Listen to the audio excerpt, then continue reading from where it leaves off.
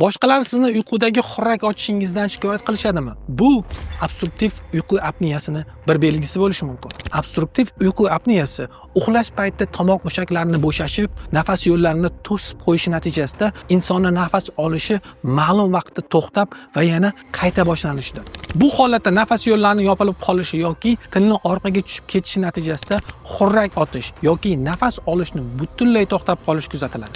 Normal nafas olishda qonni kislorod bilan to'yinish darajasi 95-100% oralig'ida bo'lishi kerak.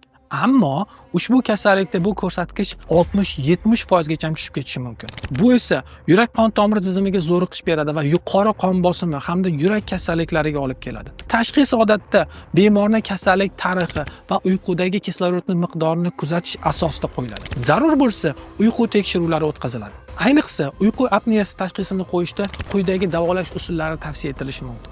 Vazn yo'qotish, uyqu vaqtida uzluksiz musbat havo bosimi, ya'ni CPAP apparatidan foydalanish, til va jag'ni to'g'ri joylashtirish uchun maxsus og'iz moslamalaridan foydalanish.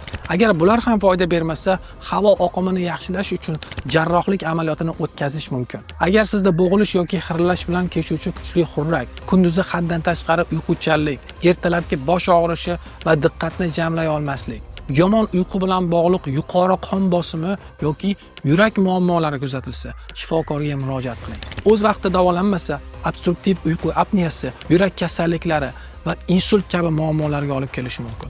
Erta tashxis va o'z vaqtida davolanish uyqu sifatini va umumiy salomatlikni sezilarli darajada yaxshilaydi. Med 36.6 uchun sizlar bilan doktor Dilshod Tursunov.